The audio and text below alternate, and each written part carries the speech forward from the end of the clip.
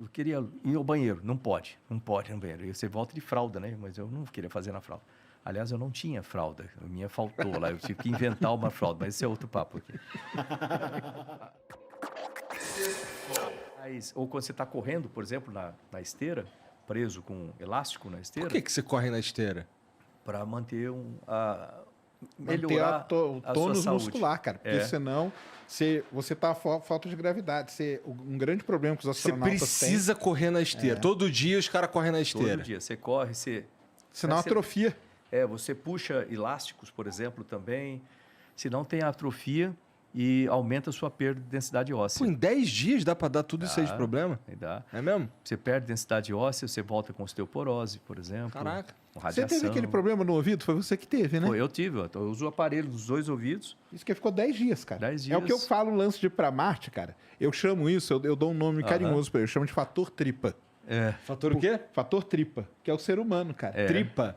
A nossa tripa, né? Porque, assim, a tecnologia ela já tá desenvolvida, né? Mas colocar um ser humano numa nave para ir para Marte, cara... O ser humano cara, é a coisa mais frágil que tem para voo espacial. Você tem problema com vibração, aceleração, falta de gravidade ou redução, né, da aparente de gravidade, porque as pessoas acham, quando eu chego no espaço não tem gravidade. Continua tendo, só que por causa da dinâmica da espaçonave, tem essa compensação de aceleração, você tem a impressão de microgravidade. Aí... Tu ficou meio surdo, foi isso? Hoje em dia eu sou quase surdo completo. Eu uso aparelho nos 2 ouvidos. Caraca, cara. O que aconteceu? Um dos efeitos do espaço é você ter alterações no sistema cardiovascular, né, com arritmias, etc. Para mim não teve problema nenhum. Alteração no sistema ósseo, né, muscular. As vértebras, né, dão uma... Atrofias, você tem perda de densidade óssea, você pode ter... Você tem um alagamento, vamos dizer assim, entre as vértebras. Depois, se você não tomar cuidado, quando você voltar, você pode ter alguma hérnia, alguma coisa estranha criada ali. Você tem problema na vista, sistema, né? Muitos voltam e começam a usar óculos, né? Tem problema de pressão no olho, pode ter alguma alteração, algum dano no nervo óptico, conexão no nervo óptico ali atrás do olho. É problema de glaucoma, basicamente, né? Criado lá no espaço. Você tem problema no sistema hormonal, que é muito delicado, o equilíbrio, e problemas no sistema, e outros, mas um deles é problema no sistema imunológico. Eita! Então, para mim, eu não tive nenhuma das outras coisas, mas imunológica eu tive. Então, quando eu voltei do espaço, eu comecei a ter alergias, que eu nunca tive antes, um monte de tipos de alergia esquisitas, comecei a ter...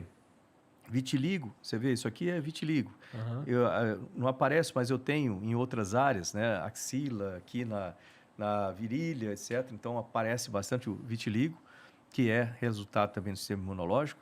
Eu faço tratamento, logicamente, para isso. E um desses efeitos é o seguinte, o ouvido, lembra da fisiologia do ouvido, né? Você olhar aqui, você está olhando para mim de frente, você tem um canal do ouvido, canal externo, tem a orelha, e depois o canal externo do ouvido, que tem mais ou menos 4,5 centímetros, de 6 a 8 milímetros de diâmetro. E aí ele tem uma configuração mais ou menos assim, aí você chega no tímpano, aí no tímpano você tem aqueles ossinhos no ouvido médio, né?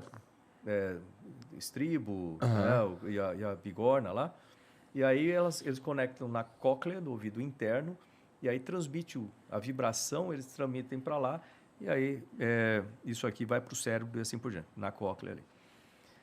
Meu ouvido médio e interno, perfeito, não tem problema nenhum. Agora, o tubo do ouvido externo, ele tem uma parede muito, muito ativa, né? Porque você tem que soltar cera e etc. Então, tem uns pelinhos lá, né? Ou seja, é uma parede muito ativa. O meu corpo, meu sistema imunológico, começou a interpretar esse negócio, essa atividade dele, como infecção. Caramba! E aí ele começou a atacar a parede do ouvido do canal externo. E aí, quando ele ataca, o corpo reage e produz o quê? Pele de cicatriz. Aí ele ataca mais, aí produz mais pele de cicatriz, aí ataca mais, vai fechando.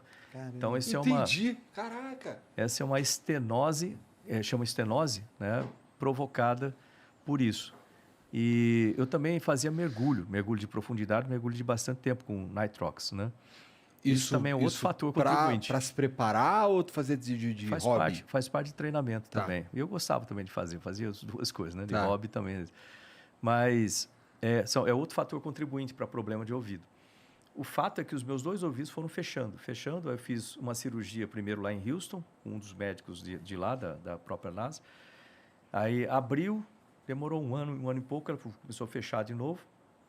Aí eu fiz mais 2 cirurgias no Brasil e agora eu não posso mais fazer cirurgia, que todo o entorno tem uma estrutura em volta, né, do tubo, ele já está danificado, então não adianta mais fazer cirurgia. Eu uso o aparelho, ajuda, mas ele já está perdendo a efetividade, tem que ficar com ele no máximo, tem que regular com certa frequência. A próxima solução é colocar um sensor ósseo, né? Então, você faz um implante ósseo e um sensor você ouve pelo osso, que a gente consegue ouvir pelo osso também, né? Então, sensor pelo osso. O cara vai virar um ciborgue. Legal. É isso aí, cara, porque imagina o cara viaja 7 meses, chega em Marte... Tá, o ser humano tá todo ferrado, né, 10 dias. Tá todo ferrado. Chega lá, cadê o hospital? Não tem. Aí o Elon Musk mostra lá a foto do cara descendo, né? Aquela sacanagem o Elon Musk, né, cara? Você vai levantar, o que eu vou fazer agora, cara? Não consigo andar. Como é que é o momento que vou chamar de nave, que a nave se acopla na estação espacial, cara? Esse é um momento tenso. É um dos momentos tensos. Você tem alguns momentos de maior risco, né? Um deles é a decolagem, logicamente. Por quê? Porque você tem muito combustível ali queimando embaixo de você. Se aquele negócio explodir, está sentado numa bomba. Não é uma boa coisa. Outro momento tenso é quando, ninguém fala muito disso, mas quando você reconfigura a espaçonave, quando você chega no espaço. Porque se tiver algum problema de reconfiguração, abertura de painel solar, ou no caso do ônibus espacial, a abertura das portas do payload bay e a abertura do sistema de refrigeração que fica nas portas também, ou a soltura de antenas. Se alguma coisa dessa não funcionar, você tem que retornar. Então, é o momento que a gente fica ali, né, torcendo para tudo dar certo. Não dá merda, porque eu não quero voltar, né? Aí, quando você vai fazer o acoplamento, né, o docking ali, esse acoplamento ele é tenso também, porque se você for pensar, você tem dois veículos a 27, 28 mil km por hora cada um. Se você pensar em termos de vetor, você tem 2 vetorizãos assim, muito grandes em termos de velocidade, né? Velocidade grande naquela direção. Assim. Então, e você fazer o encontro de 2 espaçonaves não é a mesma coisa de você fazer, por exemplo, que eu já fiz, fazer reabastecimento em voo. Você tem lá uma mangueira com uma cesta, aí você chega com o avião, com tem o drog e o probe aqui, né, que você vai conectar lá. Você é mais intuitivo. Tipo assim, se eu puxo o avião para cima e dou motor, ele vai para lá. Se eu acelero, ele vai para frente aqui, né? E assim vai. No espaço não é bem assim, né? No caso do espaçonave, é diferente. Só para entender de uma maneira mais simples, você tem... ele não é exatamente circular, mas vamos supor uma órbita circular. É uma elíptica com excentricidade praticamente zero. Então, uma órbita circular, 2 órbitas circulares aqui. Para eu sair dessa altitude e chegar naquela outra, eu não dou motor para cima, né, no Z ali. Eu dou motor para frente, eu acelero, aumento a velocidade, aí ele estabiliza mais alto. Aí, para você encontrar as 2 espaçonaves, quando você vê os gráficos de docking, você vai ver um tipo de uma senoide, um negócio meio esquisito. Se eu quero chegar lá, eu dou mais motor para frente. Aí ele vai para frente, mas vai subir. Né? Aumenta a velocidade aqui, mas vai subir. Aí eu consigo acompanhar o outro. Porque se eu der o motor só para cima, eu fico para trás e vou para outra posição. E gasta muito mais combustível. Caralho, complexo. Então é complexo para você conectar. Isso aí foi a tese de doutorado do Buzz Aldrin. Isso aí chama rendezvous, né? Rendezvous. Uma tese de doutorado significa que de fato é complexo. E ele conseguiu resolver esse. Como você tem 2 espaçonaves em grande energia lá, você não pode ter uma colisão com alta energia uma com a outra, né? Com diferença de energia muito grande. Para isso, então, o sistema começa a 400 quilômetros de distância, você começa a acompanhar a estação espacial já nos sistemas da espaçonave, está sendo acompanhado pelo chão. E a gente começa a tentar ver no visual também. O Soyuz tem um periscópio em cima, uma coisa interessante, tem um periscópio também, você consegue enxergar no visual, além dos sistemas. Aí você começa a ver uma estrelinha só assim, que é a estação espacial. Ela brilha quando ela está com reflexo do Sol, né, na atmosfera. Se estiver lado escuro, não. Né? E aí, nessa hora, 400 quilômetros, o sistema não aponta uma espaçonave para outra, ele aponta a uma certa distância lateral. Porque se der qualquer zebra, você vai passar pelo lado e não vai bater. Não bate. À medida que você vai chegando mais próximo, onde você tem os sensores com mais precisão, você tem uma coisa que a gente chama... Bom, veja, à medida que você vai chegando mais próximo, você vai ter mais definição do posicionamento das duas espaçonaves, aí o sistema começa a trazer mais próximo o ponto de encontro. Né? Quando você chega a 75 metros, né? Quando você está a 75 metros, aí está realmente apontado a espaçonave para onde você vai querer docar. Tem algumas manobras que a gente faz no final ali para ajustar o posicionamento da espaçonave, mas 75 metros é onde define. Eu vou docar, eu vou acoplar naquele local ali. E aí é bacana assim, né? Deixa eu ver se eu consigo falar com palavras aqui o negócio. Você tem o hatch, onde você vai encontrar as duas espaçonaves, vai abrir a porta, a escotilha das duas. Em cima do hatch, na estação espacial, você tem, parece um símbolo da Força Aérea Americana, vamos dizer assim, um alvo, tem uma bola e um negócio assim comprido. Você pode usar aquilo para você medir distância, fazer uns calculinhos ali. O sistema ele calcula a velocidade de aproximação e distância da aproximação e o ângulo. Tá?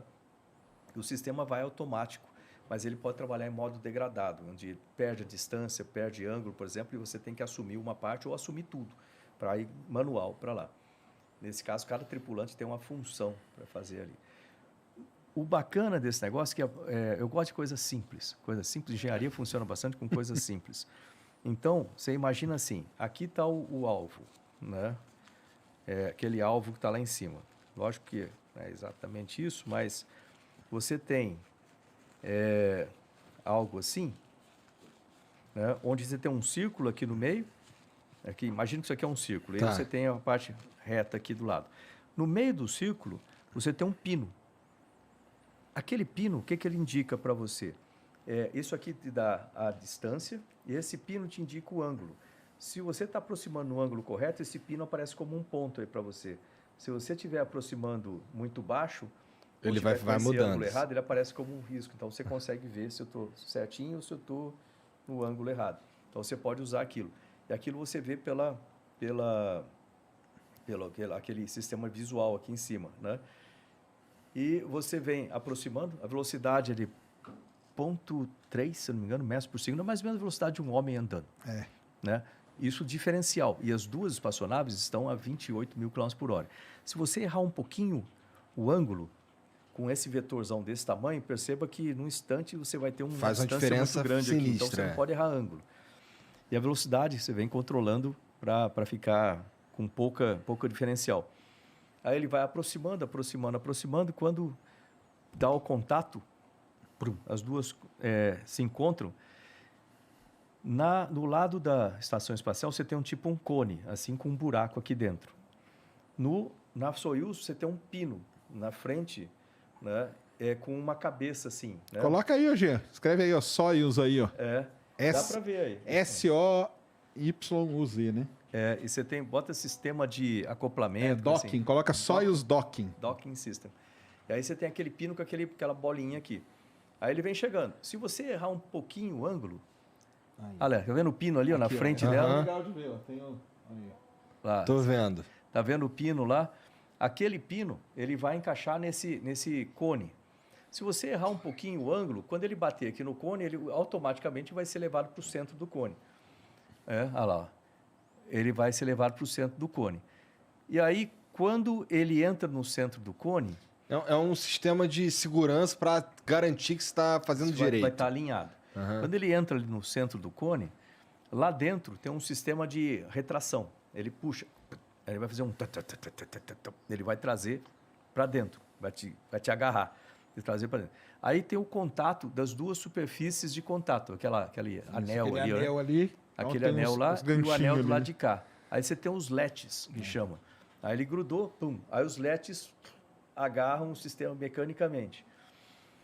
Depois que ele agarra, e lógico que quando ele entra ali dentro, ele entra e ajusta o ângulo também, você tem parafusos que são disparados automaticamente. Aí você vai vendo no sistema, pum, tá vermelho, o parafuso está entrando, pum, verde, conectou, pum, fechou. Então os parafusos conectam os dois sistemas. Depois que conectou mecanicamente os dois sistemas, os LEDs soltam. Agora você tem outro problema, você tem aquela área ali interna e aquela de lá. Você tem que ver se não está vazando pressurização. Aí... Rapidinho, no teu caso, esse acoplamento aí foi automático ou vocês tiveram que mexer alguma coisa? Não, foi automático. Tá. Foi automático. A gente estava preparado para assumir, mas foi automático. E aí ele começa a fazer o teste de pressurização na área aberta. Aí você tem a pressão interna ali, ele é pressurizado, né? O meio dele é pressurizado. Você tem que comparar se aquela pressão que foi colocada, ela não vai cair. Você fica acompanhando o gráfico durante um bom tempo. Se ele cair um pouco, o sistema você tem que fazer certos procedimentos para isso. Como ele não cai, significa estar mantendo a pressurização. Aí você faz uma equalização de pressurização. Você abre uma válvula de um lado, uma válvula de outro, lentamente, aí você começa a vazar para equalizar a pressurização de dentro das espaçonaves para dentro do espaço intermediário, de forma que fica tudo igual, para você não abrir e dar um pum, explodir. Né? Por isso que demora. Depois que acopla, demora algumas horas até os astronautas saírem da nave para entrar na. E dá para curtir? Dá para você ficar lá de dentro curtindo? Tipo, tu olha as paradas? É bonito quando você está chegando agora, assim, mas você quer olhar para a espaçonave aqui do lado, passando painel solar, aquela coisa, mas você está ligado no instrumento. Entendi, tá com você está na tensão, né? Tá na tensão, tá na tensão. Por isso que você está com o traje pressurizável, você está com ele fechado, tudo que se bater e soltar a pressurização da espaçonave, você sobrevive durante 1h22 1h22, exatamente. Aí alguém lá resgatar. Aí, depois conectou, checou a pressurização, equalizou, tá tudo certo. Aí a gente tem o comando, a gente fala com o centro de controle, para a abertura dos hatches. Aí você abre o hatch de um lado, abre o hatch do outro, e aí você cria esse buraco entre as duas espaçonaves.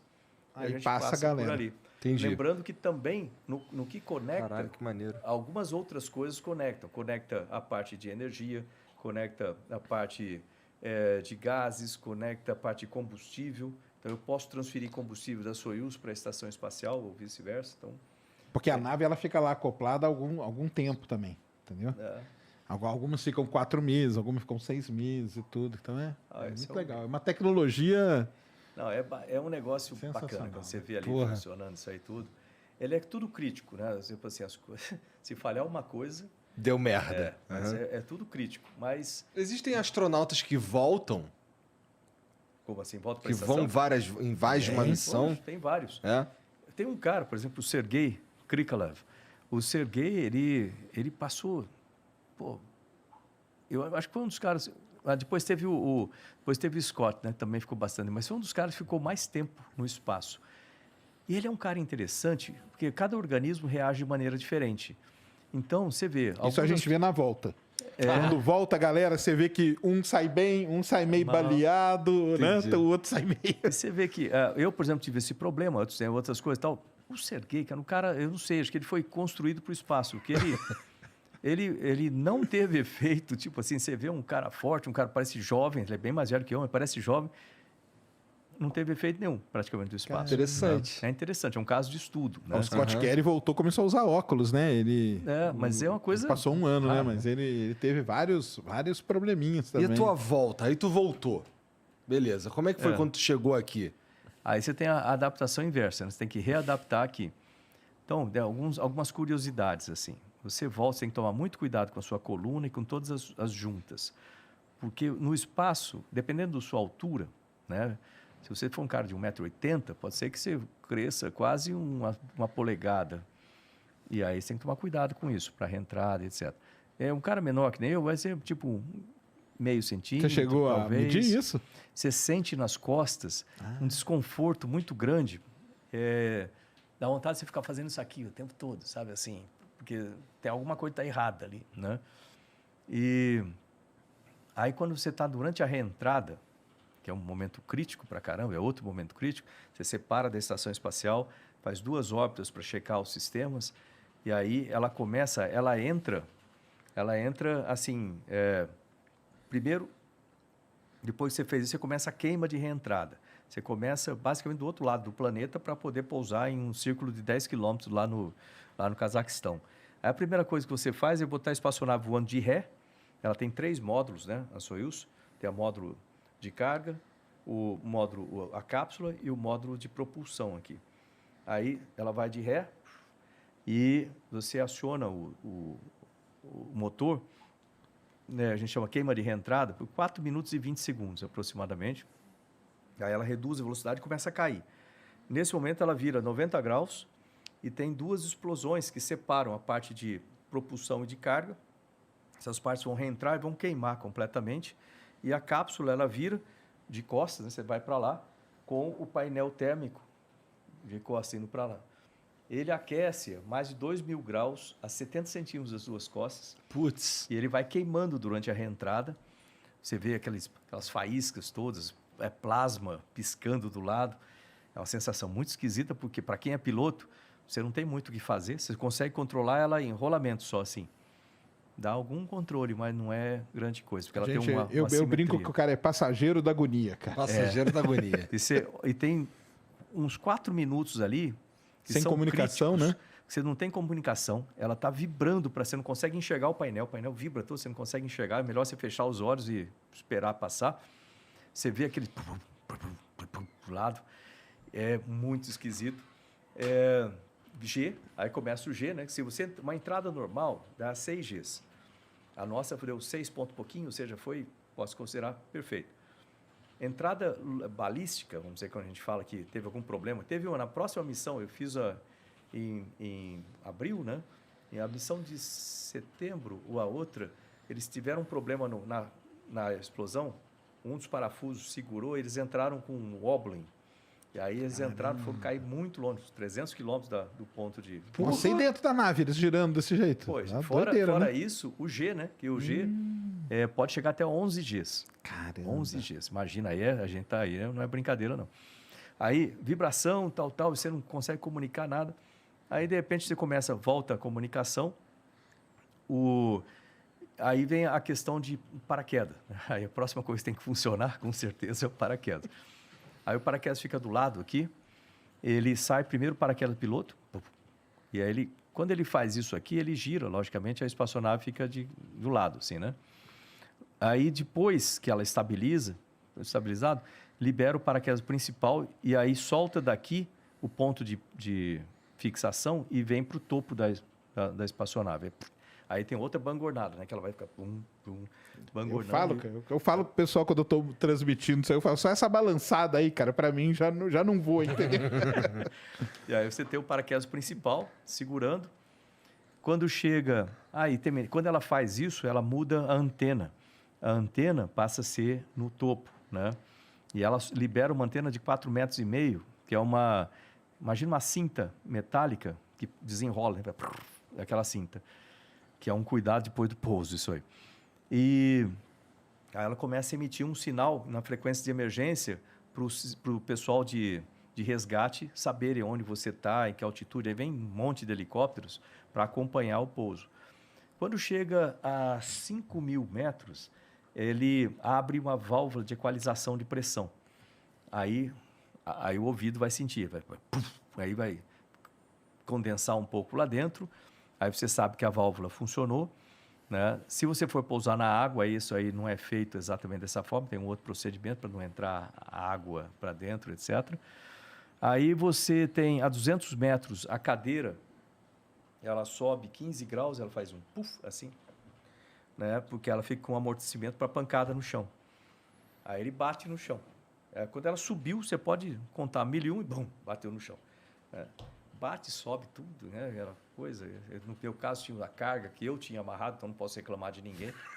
Porque foi parte da minha responsabilidade amarrar a carga. Porque você transfere carga para, inclusive, o seu assento, que chega numa Soyuz lá, aí você não volta na mesma. Você deixa aquela, você pega a velha, a que estava lá mais tempo, aí você pega para voltar com a velha, então você tem que transferir cadeiras, eu transferi essas cadeiras, e era minha responsabilidade também pegar a carga e prender lá dentro. Como eu era o menor da tripulação, em termos de altura, e o Bill era o mais alto do lado de lá, o Bill MacArthur, eu tirei as coisas do lado dele e deixei do meu lado, que cabia mais coisa aqui do que deixar encostar na cabeça dele lá. E eu amarrei, você amarra no espaço em 0G, é uma situação, né? Você prende ele. Quando o pouso que dá essa pancada, soltou e caiu um monte de carga em cima de mim. Caramba! Aí eu tô lá, né? Deixa eu ver, pé funcionando, né? Perna funcionando, mão funcionando, tá tudo, não, pescoço, tá ok. Aí o pessoal vem e bate, né? Demora um tempinho, mas batem na janela assim. Por que demora um tempo? Porque a espaçonave, como ela faz o controle de altitude, ela tem esse controle feito com esses jatos com hidrazina. Hidrazina é super tóxica. E se a pessoa chegar lá, por exemplo, você chegar aqui molhado com hidrazina, você botar a mão lá, tchau para você. Na China, muita gente morre assim, cai uns pedaços de foguete com hidrazina e a galera chega para pegar. O que é exatamente a hidrazina? Hidrazina é um combustível. É um combustível. E aí o cara bota a mão, acontece o quê? Ele morre, porque ela é altamente tóxica. Morre? Ela entra pela pele da pessoa e é... E o cara morre? Morre. Caralho. Por isso que quando... Viagem, mano. Quando você vê caiu um foguete e tal, não chega encosta no foguete, irmão. Não mexe, não mexe, deixa lá. É isso aí. Aí que chega o pessoal todo equipado com medidores, química, né? Eles vão passar um material lá que tira esse negócio, um material químico também que vamos dizer assim, contrabalanceia esse negócio, elimina esse risco.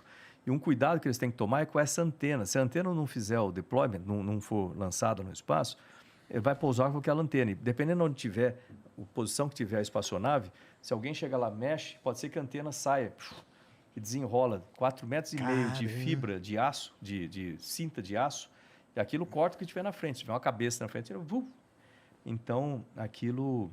eles têm que olhar se aquilo está deployado. Então, uma espaçonave acabou de pousar, é perigoso. Sai de perto. Então, tem que vir o pessoal especializado, eles vão olhar, vão fazer toda a análise, acompanhar, desarmar todas essas armadilhas. E geralmente também ela pousa num lugar onde não tem ninguém mesmo, né? Não, por isso que é um deserto, lá no Cazaquistão, no meio do deserto. Aí o pessoal prepara toda ela, né? E no meu caso ela caiu e ficou em pé, assim, puf, né? Ah, que sorte, hein? Aí o pessoal vai pôr um suporte em cima para você escorregar aqui descendo, porque você fica zonzo, é complicado você se mexer muito bem, aí eles vêm... Te tiram, né? Carregam, né? Depois ele bate lá do lado, você dá um sinal para eles, né? Aí eles batem de novo para abrir a escotilha, porque se abrir de qualquer jeito, o comandante está com a cabeça lá, vai levar uma pancada da escotilha em cima. Então ele tem que sair da frente, aí abre a escotilha. Né? Aí literalmente entra um cara, fica de cabeça para baixo, parece um trapezista, assim, né? Ajuda o comandante a sair primeiro. Aí tá tudo bem, ele ajuda, segura, lado ajuda a tirar o comandante, aí senta lá fora, escorrega no escorregadorzinho, põe numa cadeira. Aí vem um de nós do lado, né? Aí, no caso, foi primeiro o Bill, que tinha menos coisa em cima. Aí fui tirando as coisas e aí eu saí. Aí você chega lá fora, senta assim, friozinho, estava de madrugada no deserto, uns 5 graus, assim. Aquele cheiro... Lá em cima você não sente cheiro, né? Uma sensação boa. O cheiro na estação qual é? Não tem cheiro? Na estação você não sente, você perde o olfato quase. Entendi. Então, e ela não é que nem a Mir, que tinha muito cheiro, o sistema é melhor de filtragem. E aí você sente aquilo de volta aqui, é uma sensação boa, sabe? Completamente zonzo ainda. Aí você senta na cadeirinha, bota uns negócios lá, eu peguei a bandeira do Brasil, fiquei segurando a bandeira do Brasil lá, né? E aí tem os médicos, cada um tem um médico, né, responsável por você. Espera um pouquinho, aí até voltar um pouco as coisas, eles te levam para uma barraca, aí você pode tirar o macacão. Eu lembro de uma coisa interessante, estava o Valério na minha frente, assim, ele tirou o macacão, eu queria ir ao banheiro, não pode no banheiro, e você volta de fralda, né, mas eu não queria fazer na fralda. Aliás, eu não tinha fralda, a minha faltou lá, eu tive que inventar uma fralda, mas esse é outro papo aqui. Aí, eu tirei, quando eu botei o pé no chão, uma coisa interessante, eu não sei explicar isso, né? Parece meio esotérico, mas eu e o Valério, os dois brancos, assim, um olhando para a cara do outro, né? Branco pra caramba. A gente botou o pé no chão, sem meia, assim, no chão, sabe, assim, naquela barraca. De repente eu olho para ele, eu estou vendo quase a cor dele voltando, assim, sabe? E ao mesmo tempo eu estava me sentindo melhor também, sabe? Essa respirar. Pode ser coincidência, mas é como se você reconectasse com a Terra, assim, sabe? Que doideira. Uma sensação muito interessante. Aí leva a gente para um helicóptero, eu lembro de um lance, tem gravado, tem no filme isso aí, o filme da EB até. Aí chega um cara assim para um repórter, né, fala assim, e aí? Eu nem sei que repórter aquele estava fazendo. Aí ele fala assim, e aí, coronel? Como é que foi? Valeu a pena? Perguntou outra coisa, mas valeu a pena depois? Aí do jeito que eu falei assim, eu falei, valeu. Pelo Brasil, valeu. Por mim, foda-se. Legal, cara. Que experiência sinistra. Bom, né? Não tem nenhuma outra pessoa que teve uma experiência igual a tua assim no Brasil, né? Muito maluco isso. No Brasil, Né? Muito maluco. Aliás, foi uma coisa interessante, quando eu recebi lá o meu brevet de astronauta, vamos chamar assim, no final do curso, era o Charlie Precourt, o chefe dos astronautas. Ele entregou o PIN de astronauta, colocou em mim e falou assim: ô Marcos, parabéns, você agora é oficialmente o primeiro astronauta profissional do Brasil. Eu, pô, obrigado. Aí deu um passinho, voltou. Sabe o que a gente estava conversando lá no cafezinho? Você sabia que você é o primeiro astronauta profissional em um país do hemisfério sul do planeta Terra? Eu falei, eu? Eu não. Tem o Carlos Noriega, que acho que era do Peru, né, Colômbia. Tem o Andy, que é da Austrália, né? Tinha um cara da Argentina também, da turma anterior. Falei, não, esse pessoal, eles nasceram nesse país, tá certo? Vieram para os Estados Unidos, se tornaram cidadãos americanos. Eles voam com a bandeira dos Estados Unidos da América, só obedecem aos Estados Unidos da América. Eles não voam com a bandeira, sei lá, da Austrália e não vão obedecer à Austrália. Você não, você voa com a bandeira do seu país e você obedece ao seu país. Legal você serve ao demais, seu país. cara. Aí eu olhei para ele, sério? Quando é que eu vou voar? Não sei. Ok. E aí veio o resto. Isso aí.